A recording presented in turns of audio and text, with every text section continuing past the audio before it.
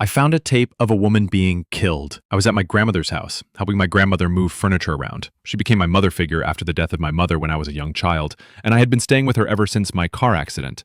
My grandmother helped nurse me back into health. So I made an effort to alleviate her of any and all physical tasks. I felt it was the least I could do. It was in the attic, when I accidentally knocked over a box. The box was filled with VHS tapes, with the farthest dating back to 1990. All that was written on them was the year. There was a TV in the attic as well because we used the attic as more like a functioning room than a storage space. So I decided to play the oldest tape. I expected to see happy memories, home videos, scenery, anything other than this. The video starts with whoever is holding the camera, filming a woman sitting alone at a small table at a coffee shop. She's reading. The camera was zoomed in on her hair glowing in the light, fixed. The tape then skips to a new setting in what looks like downtown Chicago somewhere. I can see the back of the same woman from before, walking down the street, oblivious to the person trailing and filming behind her. The sky is now a dark gray. I can see lights from passing cars glinting off her shiny boots. The camera is clambering and rubbing up against the jacket of the cameraman. He or she's not far from her, but is far enough away to show that he or she's not with her, clearly stalking her.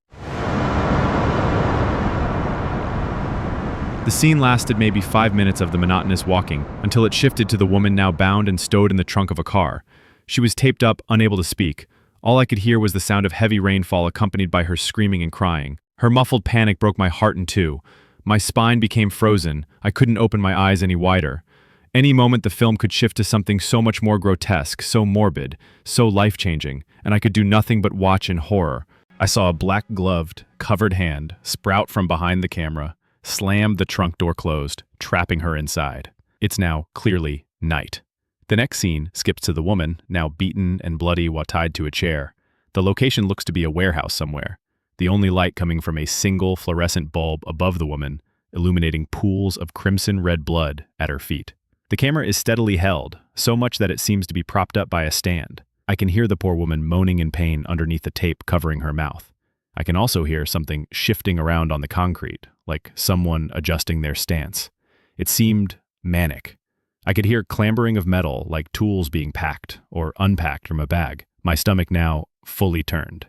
The stalker then walks into frame, showing only his back. His head was completely covered in a balaclava. He carried a blade in his right hand. My heart completely halted. The stalker held her drooping head up, tilted her face upward, and began to slice her throat from her left ear all the way to the right. She squirmed and gargled in her desperate and useless attempt to survive. I had never seen so much blood in my life. The killer then takes off his mask and stares into the camera, flashing a toothy grin. The film then abruptly stops.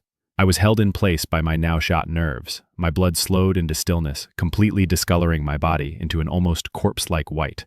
My grandmother was watching me. She, shakingly, tried to console me from across the room. Struggling to form words through the river of tears streaming down her face, she said she didn't want me to ever be reminded of who I was before my accident. Like and follow for more.